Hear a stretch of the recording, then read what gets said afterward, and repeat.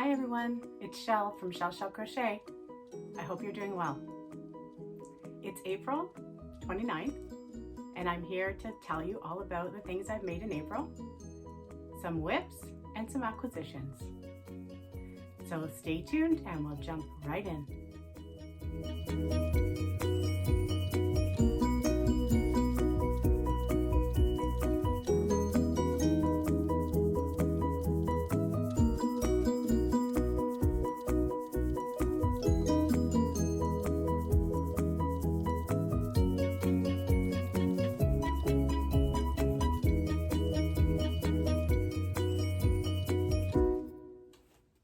Hi everyone, it's Chelle. So it's been a bit of a shawl fest for me in April. There's a couple right behind me. I have made another Jessica shawl, which is a Bob Wilson 123 pattern, and you can see it right over here. And I made it with the yarn that Debbie, the Canadian crocheter, generously gifted me from Hobby Lobby, and I love it. Turned out awesome. This yarn is crazy awesome. I love it. So soft. Definitely like, you know, warm because it is a 4-weight 100% cotton yarn, but a pleasure to work with. And I wouldn't mind if it was the only cotton I ever had. So maybe one day there'll be Hobby Lobby here in Canada. And absolutely no way of leaving it on because it's already warm in here for me. But just love the Jessica shawl because it is basically a granny pattern, but you just don't have the heavy point in the back. It's a 3-row repeat and it's just a gentle roundness at the back. And you've seen my other one already a couple videos back. And of course you can go and visit Claire and she'll give you all the information that you'd ever need to make this shawl. So on to the next. So in the spirit of not putting something else on right away, I'm going to talk about some hats. I've been busy making a few more hats for Hat Not Hate, and I also did that as calendar cal for 2020. So first of all, some blue hats. A bunch of beanies basically. I haven't really been doing any patterned hats yet, but I will be. So this is just a double crochet beanie with a little bit of a post border. Similar with the post stitches in the middle and at the bottom. I did a marled, hopefully little girl hat, so it's double thickness this one. Same idea though. Just the double crochets with the posts and a bunch of little curlicues on top to make it sort of say girl. This one I started as a granny at the top and then came down with some I was alternating double crochet, half double crochet until the bottom, and then some more post stitches.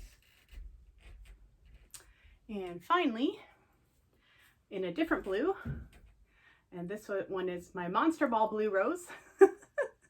And I will be making more of these, but I needed to get it involved in another project first to make sure I didn't run out, and then I'll use it for some more hats. So this one I did a bunch of sets of doubles, half doubles, and then posts and more half double doubles, and then down, same.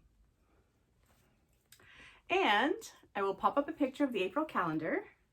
And I was having a bit of a hard time with this one. I didn't know what yarn to pick. I've been lucky so far with January, February, and March where I had some cakes that kind of jumped out at me or yarn that I knew I wanted to use. But for April, with these kind of muted tones, I wasn't sure what I was going to use. And then it dawned on me that I could maybe mix some yarns together. And so this is where my marled idea came from that I used in that other blue hat. But I started using it first with this hat. So this is my April hat for Sedona. Seda's calendar cal. So it's a double pink at the top. So then I dropped the light pink and added in the dark blue. Then I dropped the dark pink and added in the light blue. And then I dropped the dark blue and added in the light pink at the bottom. And I've probably been showing the seam side the whole time. So how about we turn it around? And this is just a straight double crochet beanie.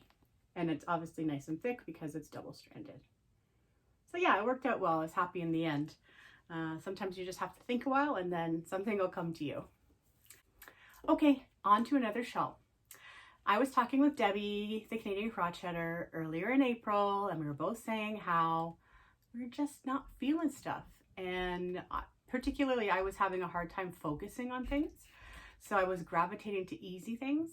And so then she said, how about if we did something together? And I said, sure, why not? That sounds great. And then she picked a pattern that happened to be 12 pages long. And as I've mentioned before, I am not a pattern person, I'm a tutorial person. However, the more I go to patterns, the easier I am finding them to follow. And I also thought when I saw it that this would be a great challenge. The pattern, I will pop up the link. Well, the link will be in the description box, but I'll pop up a picture of the first page of the pattern. It's a free pattern on Ravelry. I'm sure you've already seen it from Debbie. Debbie's turned out amazing. I love the yarn she chose in the end for it. And I have that yarn, so I wish I had used it. But anyway, I struggled along with some cotton. You'll see in a second here. I followed the pattern okay. It wasn't so bad. I did the full 25 rows, and then I opted to do my own border because one of the aspects of the shawl that I like the best, she took away and sort of squared it off for the triangle shape at the top, and I wanted to keep it wavy. So here it comes. This is my version of the Saffron shawl. It's very shawlette for me. So absolutely go with a DK yarn if you're going to try this. This is only a 2-weight yarn. This is an ice yarn, and I will pop up the specs of the yarn because I don't remember them right now. And I've used this yarn before. I have a mesh shawl made of this, and I haven't blocked it, and I may or may not block it, but I was telling Debbie this is my jewelry scarf, but shawl, but I love how it waves, and the reason I didn't want to join the top is because I thought that neckline where it's got that wave in the front is kind of unique. So I will probably be wearing mine like this, just like a little shawlette. I'm not going to take the time to fix it proper here, but you get the idea, right? So it is what it is. It's cute. It's lightweight. It's sparkly. It would add a little pizzazz to something. And I like how it undulates. Don't like it enough though to want to go for any more rows. So when it ends at the 25, then you have to kind of go back on your own and figure out where the repeats would go in order to make it bigger. Happy to have done it and happy to feel like I can follow other patterns. I also learned how to save PDFs on my iPad. Never knew how before. So it was a good project all the way around. So thanks, Debbie. Okay. How about a market bag? Over the Easter weekend, was feeling like some Easter colors. Pulled out the Jayda InStitches produce bag. So this one's just meant for produce. And just, you know, I did a bit of a bigger bottom at the bottom to make it a slight bit bigger, but these bags are meant to come out small, and then when you put stuff in them, they just grow and grow and grow. Like I demonstrated it on Instagram with a bunch of stuff in it, probably about 7 or 8 pieces of fruit and veg, but they fit a ton of stuff. So they're great to just have in your trunk when things go back to normal and just pull out, and then you can just fill them up at the markets or at the grocery stores. And I'm going to talk about the cotton that I use for this when I get to acquisitions. In my March video, I talked about a little coaster pattern I came up with. I'm calling it the Lucky Sevens coasters. And if you want to go back to that video, I actually gave you the pattern if you choose to make these. But again, some more of the cotton I was just showing. They do come out a little smaller because this is more of a 3-weight cotton. But I really loved it. And again, this was some of my Easter weekend projects. I was loving the pastel-y, some bright and some dark, some light and some bright pastel-y colors.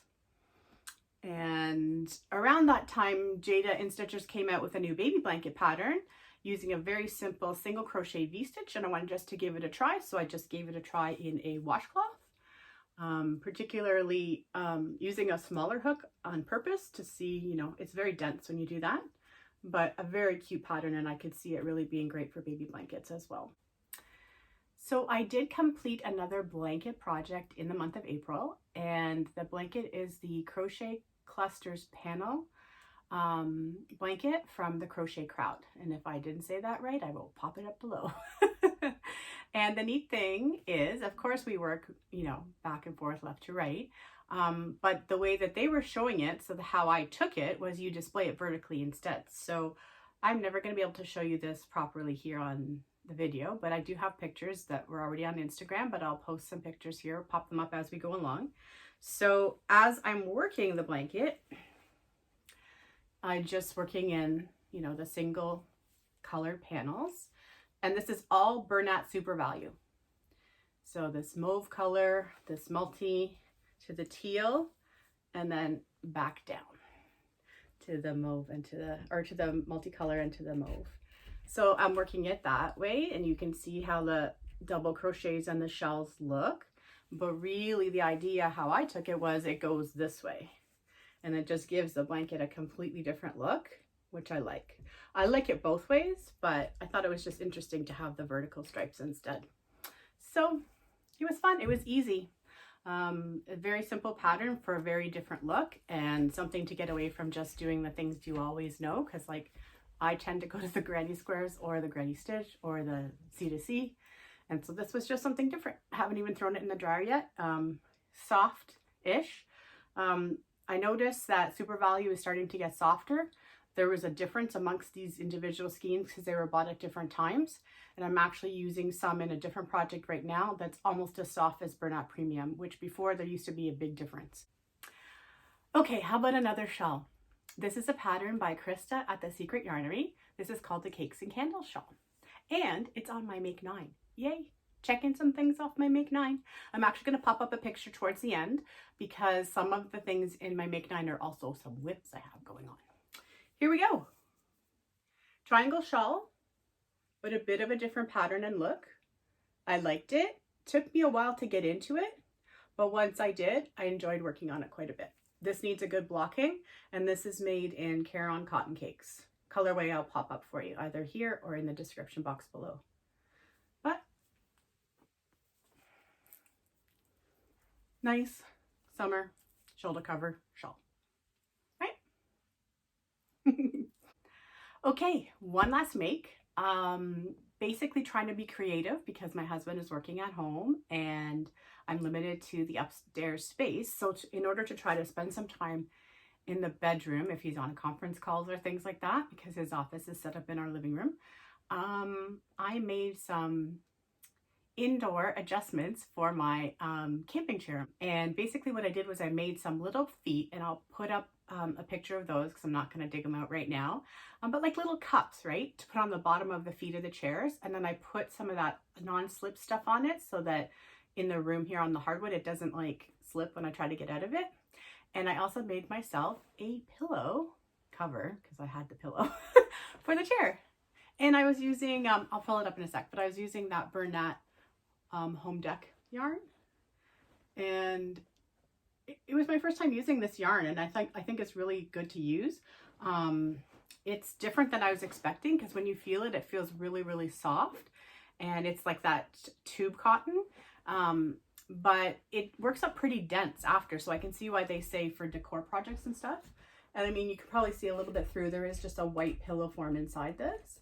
But yeah, so now I get to sit in a little bit of a more plush thing than just on one of those, you know, camping chairs sort of thing. So, and I do have a little bit more left. I don't know that this is actually available anymore. I got it on clearance 2 different times. I got it on clearance at Len's Mills last summer, and I got it on clearance at Michael's as well. So, but for the projects I've worked on so far, that pillow cover took a lot of yarn. This is all I have left. I have 3 balls. And these are not huge, but big. 250 grams. But yeah, so I can only imagine, like, if you got the bigger one, because there's one called Home Deck Big, I think. That would be awesome for outdoor stuff, because then it wouldn't take you as long to make it. Okay, so that was the last finished object, and now we're moving on to whips. For me, I typically don't have a lot of whips when I'm moving from one month to the next because I kind of like to start off fresh. However, in this last week or so, I kind of have developed quite a few whips. One of them is longer going than the others. You can see it right over here. This is what I'm calling Big Bertha. Just beside it, a little further over, you can see a regular size Big Beautiful Basket. I can't even get past it. And you can't really tell from that shot, but that is already taller by probably about 2 inches, and it's much wider. And this is a commission a girlfriend asked. She wants to make it her laundry hamper. So far so good. I'm probably going to be able to do about another 2 to 4 inches max because I just don't want it to start falling in on itself. But she basically said a third wider and a third taller, and I think I'm going to get there. But that's slow and steady. That's 4 strands of yarn, and I have changed the yarn a little bit. There's some blue and gray that have been consistent throughout. So I did get to use some of that Phentex slipper yarn that I don't really find any normal uses for, because it's sturdy. So I use it in the bottom of the basket, going up about the first 6 inches or so, in a couple of different colorways. And so basically there's some blue and gray in there that's consistent, and then some other changes just to give it that kind of nice look. And it's going to go with the color scheme that she's planned for. So awesome. So that's whip number 1. Whip number 2 is made with some comfy cotton and driftwood. I'm not even gonna look at it because I can't see. And I'm just gonna make a rectangular piece of fabric that I'm gonna turn into one of those cocoon type sweaters. You'll see them done a lot with a granny stitch, and they're done square. Well, I kind of discovered that a more flattering sort of way of folding it is if you start with a rectangle instead of a square, and there are some that are like that out there too.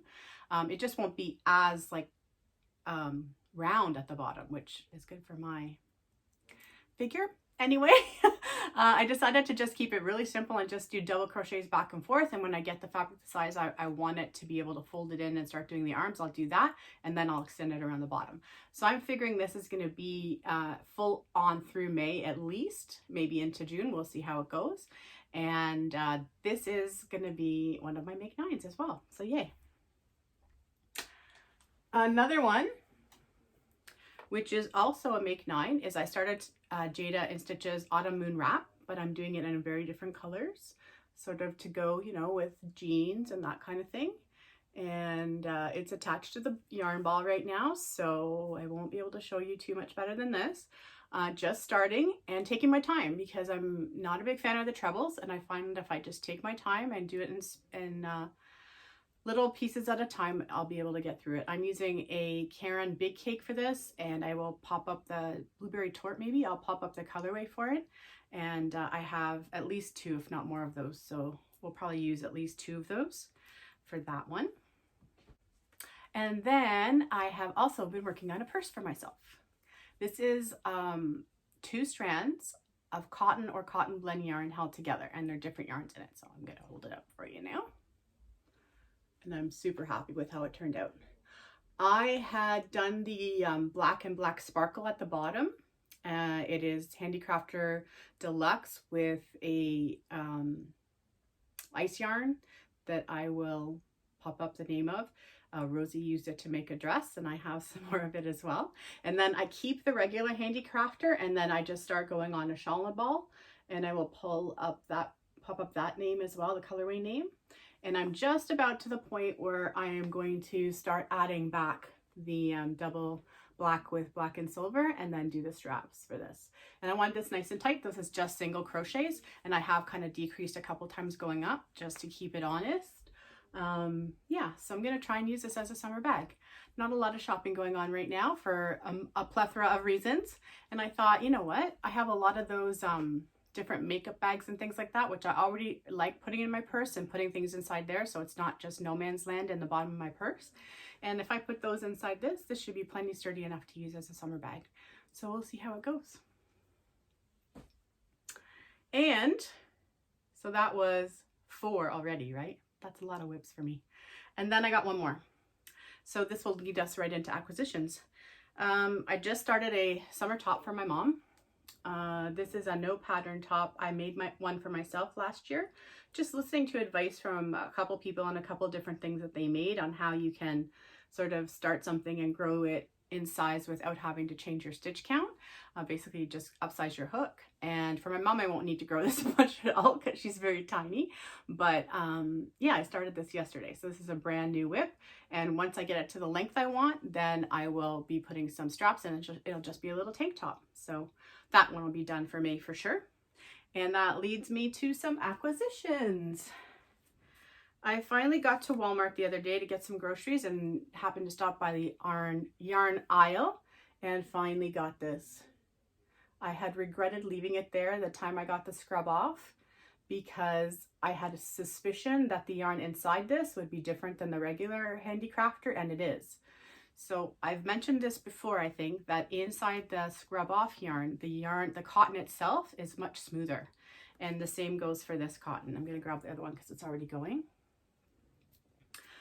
It's a slight bit thinner, even though they're still saying 4 weight, and it's just a little bit smoother. Still 100% cotton. It's still not like the Hobby Lobby level or some of the ice yarn cottons I've had that are nice and soft, or the cotton blends even. Actually, it would definitely rival the cotton cakes though. There's something a little just smoother about it that's not as harsh as regular cotton. And I got some more handicrafter while I was there as well, just for market bags and spa sets and kitchen stuff, just because I figured why not. I'm in a cotton mood. I've been in a cotton mood for weeks. But yeah, I am in love with that stripey, and I'm glad that I finally got it and confirmed what I thought. And the difference being, all the handicrafter that I've been exposed to up until scrub off and stripey is made in Canada with fibers from the US, and both scrub off and the stripey are made in China. So completely different manufacturing, which is very interesting. A lot of the Caron cakes are made in China too, so it's very interesting. I really wish it was made here, but I'm glad that I went through on that little experiment. And so that's pretty much my yarn acquisitions. I do have a very small ice yarn order on the way.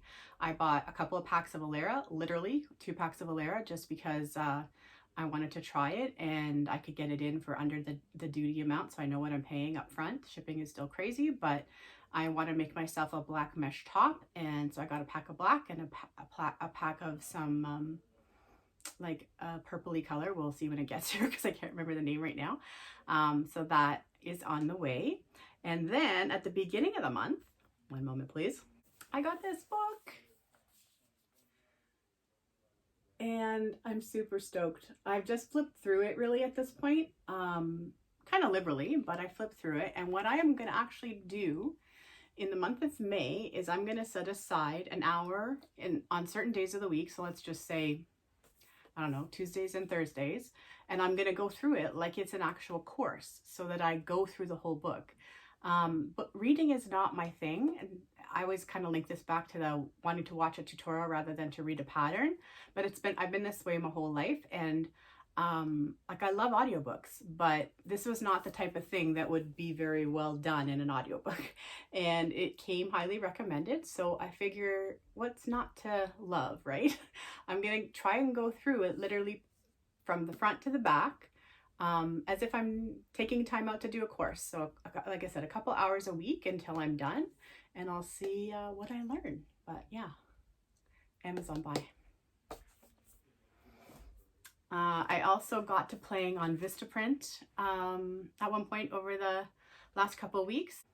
I needed some labels for something not crochet related, but I decided to take a minute and buy some crochet related things as well, or make some, I should say. So I made a bunch of postcards, and I made some stickers that are similar as well. So if you want a postcard, send me an email with your address and I'll send you a postcard in the mail. How does that sound?